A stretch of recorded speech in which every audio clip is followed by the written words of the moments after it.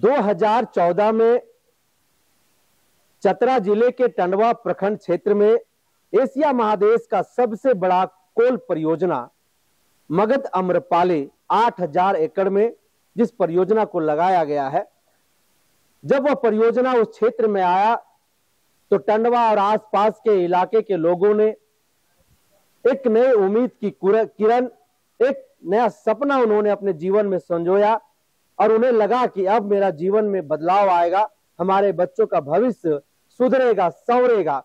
लेकिन एक दशक से ज्यादा समय बीत गया है और इस एक दशक को आप देखिएगा तो आपको दिखाई देगा कि टंडवा और आसपास के जो लोग हैं वो मुफलिसी की जिंदगी जी रहे हैं, दर दर की ठोकरें खा रहे हैं। कुछ लोग धुआं और धूल फांकने के कारण जो है जान गंवा दिए, तो प्रत्येक दिन वही जो है कोई ना कोई लोग जो है हाईवे के स्पीड के कारण रोड एक्सीडेंट में उनकी जाने जा रही, जिसको लोग वहां पर हत्या भी बताते हैं, जिसका परिणाम आज यह है कि वह क्षेत्र पलायन और बेरोजगारी का सबसे बड़ा जो है केंद्र बिंदु बन गया है। जबकि एशिया बड़ा महादेश का सबसे बड़ा कोयले का परियोजना उस क्षेत्र में चल रहा है। वहां के लोगों ने अपनी जमीनें दे दी, हाथ पैर काट करके दे दिया।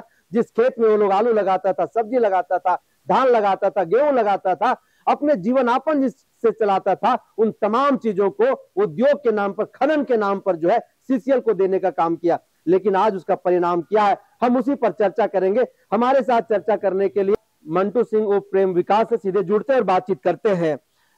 आप जब अम्रपाली मगध परियोजना टंडवा के क्षेत्र में लग रहा था तो शुरुआती दिनों में आप लोग आंदोलन करते हुए दिखाई दे रहे थे, लोगों के हक अधिकार की लड़ाई लड़ रहे थे और आज भी बदस्तूर आप लोग लड़ाई लड़ रहे हैं।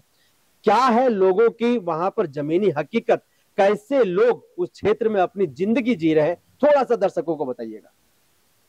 देखिए, विस्थापन टंडवा के लिए एक बहुत बड़ी समस्या है और मेरे समझ से एक लंबे अरसे से वहाँ के लोग इस दंश को झेल रहे हैं। वहाँ पर कई समस्याएं हैं, दशकों के बाद भी आज कई तरह की समस्याएं वहाँ पर व्याप्त हैं और प्रबंधन का उस पर कोई विशेष ध्यान नहीं है। टंडवा में लगातार जिस तरह से मौतें बढ़ रही है, उनकी संख्या बढ़ रही है, जिम्मेदार कौन है? निश्चित रूप से जो परियोजनाएं वहाँ चल रही हैं, जो प्रबंधन वहाँ पर कार्य कर रही हैं, चाहे वो सीसीएल के परियोजना हो या एनटीपीसी का की परियोजना हो, लगातार गाड़ियों का परिचालन हो रहा है और लोग भय के साए में जी रहे हैं। शाम ढलते ही जैसे नो एंट्री खुलता है, लोग एकदम से भयभीत होकर के ही गुजरना होता है। तो अजीब टाइप सा हर घर के लोग कहते हैं कि पहले नो एंट्री खुलने के पहले आप घर पहुंच जाएं। अभी आप देखेंगे सिर्फ 2025 का अगर आप आंकड़ा लेंगे तो जनवरी से लेकर के अक्टूबर महीने तक चतरा जिले के आधिकारिक जो रिपोर्ट है उसके तहत 129 दुर्घटना हुई है, जिसमें 114 लोगों की मृत्यु हुई है और 71 लोग मतलब दुर्घटना से घायल हुए हैं।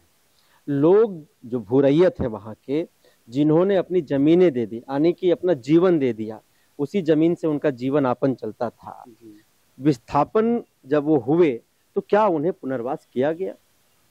ये एक बहुत बड़ी समस्या है मेरे समझ से सीसीएल क्षेत्र में, खास करके चतरा पूरे लोकसभा में, कि सीसीएल के द्वारा उनके पुनर्वास के लिए कोई बेहतर प्लान नहीं है। सिर्फ उत्खनन और उत्प्रेषण पर ही उनका फोकस है। पुनर्वास के लिए, खास करके रैयतों के पुनर्वास का कोई प्रबंध अभी तक हमको देखने में नहीं मिल रहा है। आप लोग भी जमीनी लोग हैं, आप लोग भी निश्चित रूप से उस क्षेत्र में घूमते होंगे और देखते होंगे कि अगर कहीं कोई कॉलोनीज बनी है तो सिर्फ वर्करों के लिए बनी है। वहाँ के जमीनदाताओं के लिए कोई विशेष सुविधा अभी तक उपलब्ध नहीं है मेरे समझ से। पानी की क्या सुविधा है वहाँ के लोगों के लिए?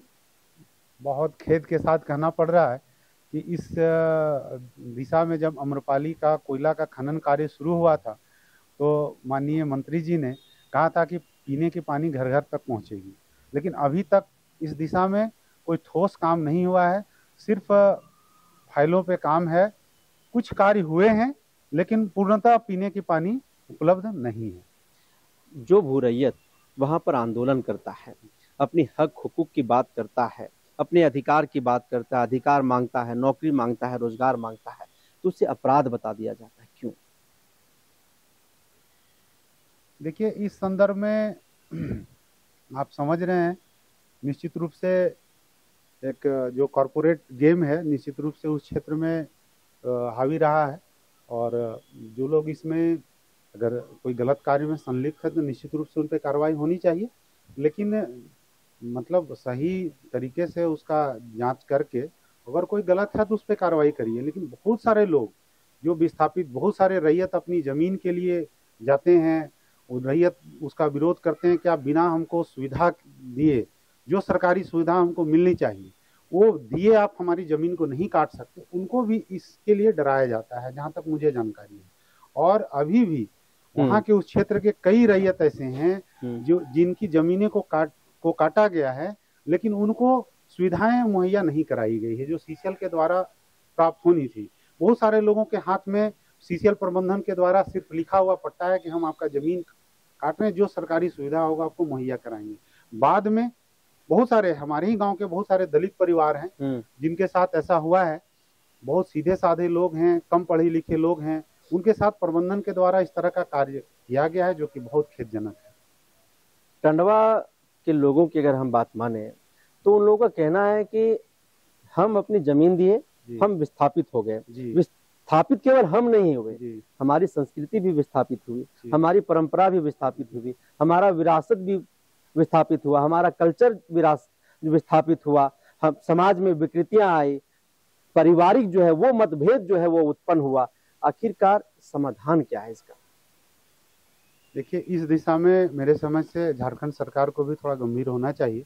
हमारे राज्य में विस्थापन पुनर्वास नीति का अभाव, जहाँ तक मुझे जानकारी है कि हर राज्य में खास करके जहाँ पे माइंस है, मिनरल्स है, वहाँ पे अपना पुनर्वास नीति है।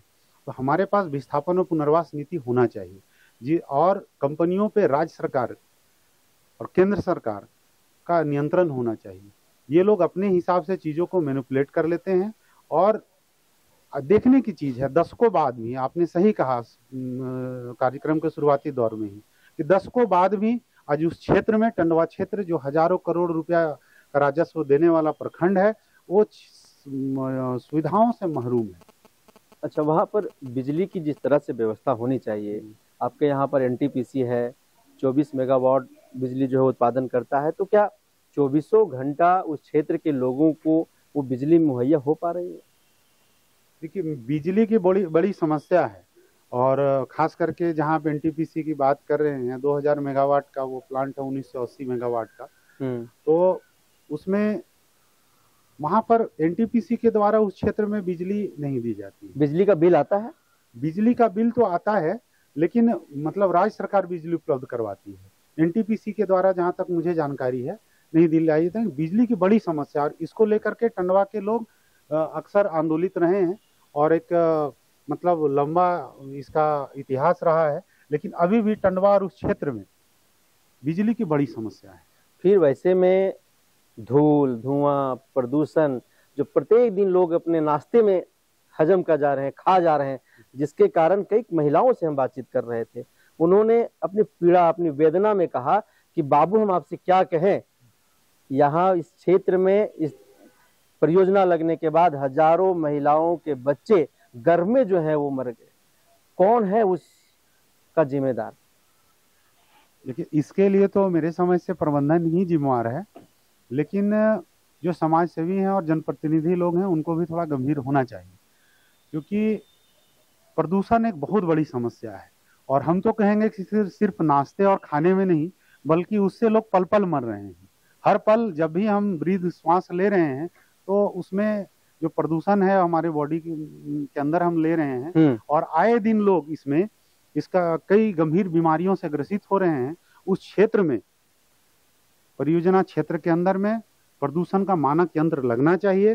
निश्चित रूप से हर एक आदमी के जीवन का मूल्य है, और ये हमको आर्टिकल 21 जो हमारा जीवन जीने का अधिकार है उसके तहत प्राप्त है। और इस दिशा में सरकार और प्रबंधन को निश्चित रूप से ध्यान देने की आवश्यकता है। बहुत सारे लोग गंभीर बीमारियों से ग्रसित हो रहे हैं, और इनका कोई ध्यान नहीं है, सीसीएल प्रबंधन का और एनटीपीसी का। अभी टंडवा में आप देखें तो आए दिन दुर्घटनाएं होती हैं, और प्रदूषण का लेवल बहुत ज़्यादा है, चाहे कोयला की गाड़ियों से हो या फ्लाई एश ट्रांसपोर्टिंग का भी जो है हमारे यहाँ अभी एनटीपीसी के द्वारा जो जला हुआ राख निकल रहा है, जिसको छाई गाँव जिसको में छाई, जिसको फ्लाई एश कहते हैं, तो वो छाई के ट्रांसपोर्टिंग में भी बहुत प्रदूषण हो रहा है क्षेत्र में, और कोयला के भी ट्रांसपोर्टिंग में बहुत प्रदूषण हो रहा है। प्रेम विकास जी, जहाँ पर भी खनन होता है जी, वहां पर अलग से सड़क बनाई जाती है उस कोयला को ढोने के लिए। जी जी, आप उस क्षेत्र में सीसीएल के जो है जी सांसद प्रतिनिधि जी, हैं, जी, जी। क्या जहां जहां आपके क्षेत्र में कोयले की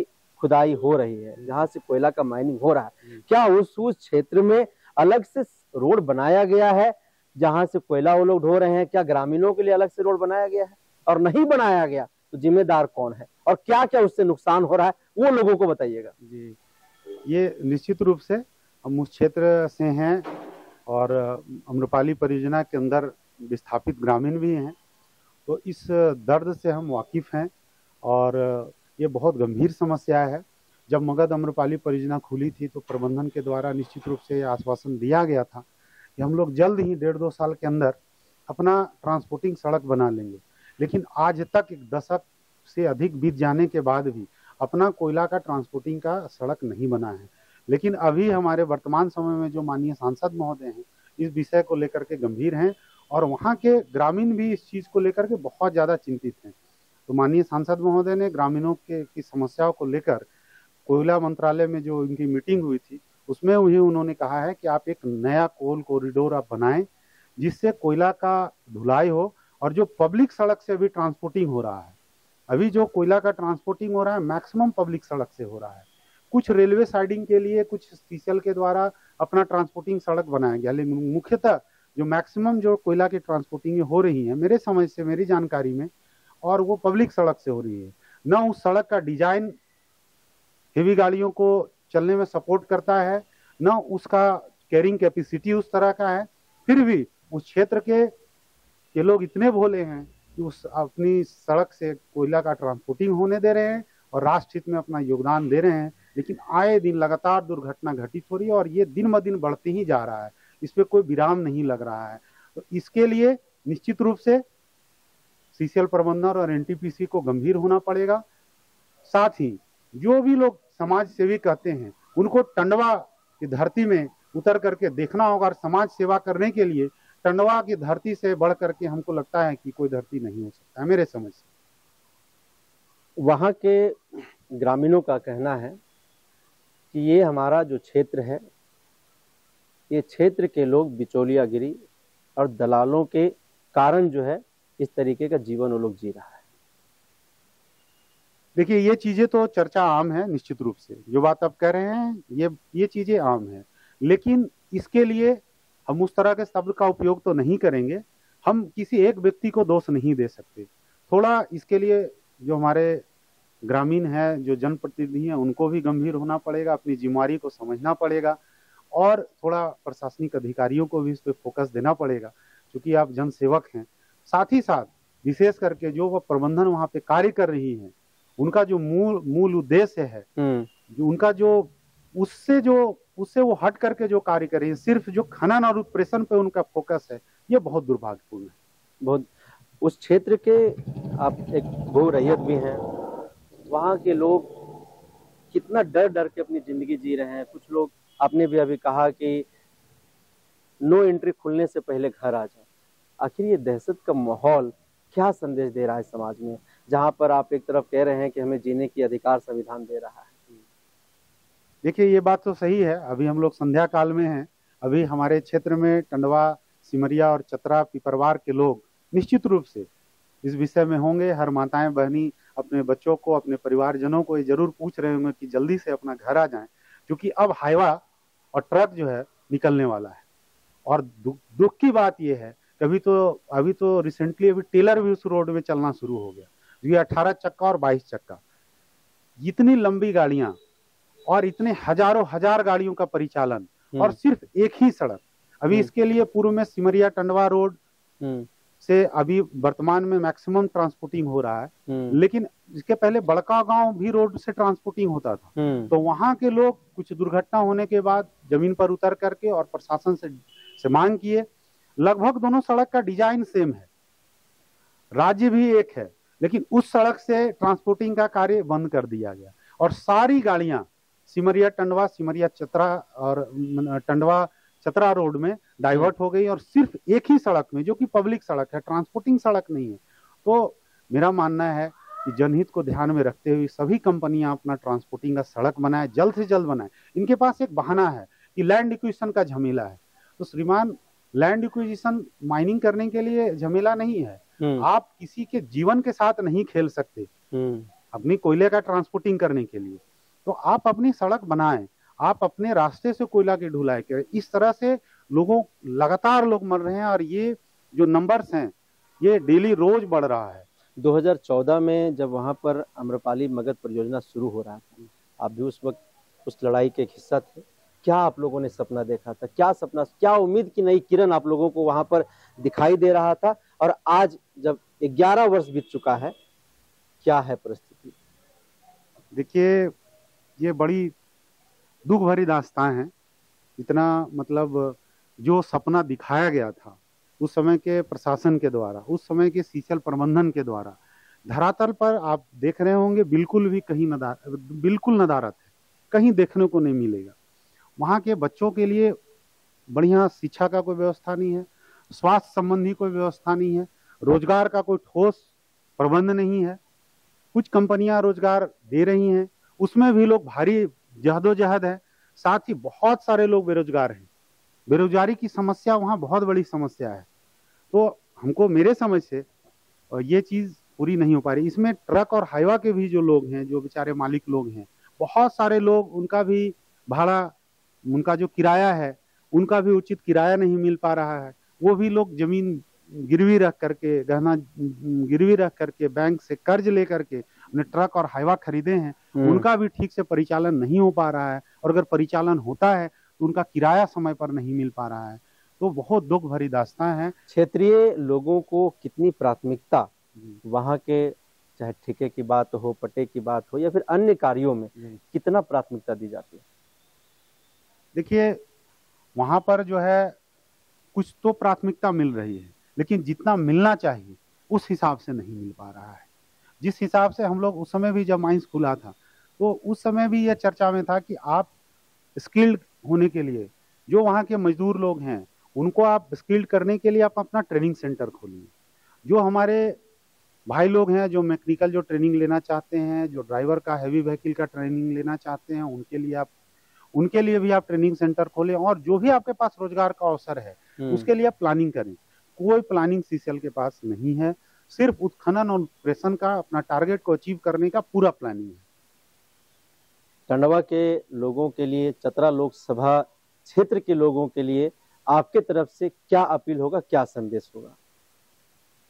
देखिए, टंडवा के लोगों के लिए और उस क्षेत्र के लोग के लिए तो हमारा दिल का रिश्ता है। नंगे पांव चले हैं और वहीं पले बढ़े हैं, उन्हीं के साथ बड़े हुए हैं, उन्हीं का उंगली पकड़ करके किसी के साथ चलना सीखा है, किसी के साथ पढ़ाई की है। तो एक दिल का रिश्ता है। वहाँ के लोग बहुत भोले हैं और बहुत अच्छे हैं, सामान्य लोग हैं, लेकिन उनके साथ बहुत ज्यादती हो रही है। तो इसमें हम वहाँ पर काम करने वाली कंपनियों से हम विनम्र आग्रह करेंगे कि आप उनके साथ इस तरह से नहीं खेलें। सबसे बड़ी समस्या कहाँ है कि ये जो कंपनियां कार्य कर रही हैं, ये कंपनियां सीसीएल के द्वारा मिलने वाली जो सुविधा है, गरीब लोगों को सही से पता नहीं है कि सीसीएल के द्वारा हमको क्या मिलना चाहिए। इसके बारे में भी लोगों को कोई जानकारी नहीं है। इसके लिए कैंप लगा करके लोगों को बताना चाहिए कि हमको क्या क्या सुविधा डिलीवर करना है, क्या ग्रामीणों को देना है और क्या अभी तक हम दे पाए हैं। आखिरी सवाल हम आपसे ले रहे हैं। आम्रपाली अपना 4th फेज का खनन शुरू करने जा रही है। लोग बता रहे थे कि NCC Nagarjuna company something south India की कंपनी, वो आकर के काम ली हुई है। क्या है आप लोगों की प्रतिक्रिया इसको लेकर?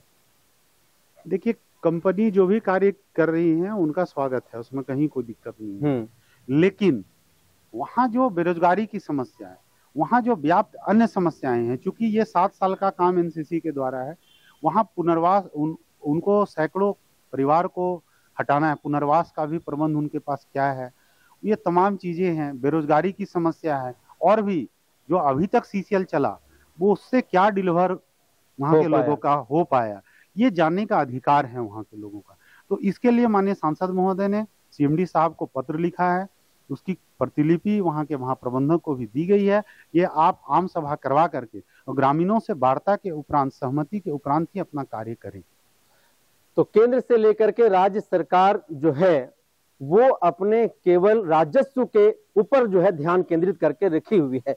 जनता सीधे तौर पर अगर गांव घर की भाषा में मैं कहूं तो जनता भाड़ में जाए, सरकार को कोई लेना देना नहीं है। लेकिन यही वो लोग हैं जब उन लोगों के बीच में जाते हैं तो बड़े बड़े उनसे दावे करते हैं, बड़े बड़े उनको उम्मीदें देते हैं, उन्हें सपने दिखाते हैं, लेकिन अंतो अथवा क्या होता है अगर यह देखना है तो जाकर के आपको जहां जहां इस क्षेत्र में कोयले का खनन हो रहा है, चाहे वो अबरक का खनन हो रहा है, उन क्षेत्रों में जाकर के देखिए तो वहां पर आपको जमीनी हकीकत जो है वो आपको दिखाई देगा। तो पता चलेगा कि वहां के लोग जो उम्मीदें दी गई थी, जो सपने दिखाए गए थे, उससे कोसों दूर जो है वो लोग हैं और आज भी बेबसी की जिंदगी जी रहे हैं, लाचारी की जिंदगी जी रहे हैं, डर के साया में अपनी जिंदगी जी रहे हैं। और वहां के लोग दूसरे राज्यों में पलायन करने को मजबूर है, दूसरे राज्यों में अपनी रोजी रोटी के लिए, अपने घर के जीवनापन, परिवार के जीवनापन के लिए जो है वो दूसरे राज्यों में पलायन कर रहे हैं। हालांकि चतरा लोकसभा क्षेत्र से संबंधित जो खबर लगातार हम आप तक पहुंचाते रहे और यह पहुंचाते रहेंगे तब तक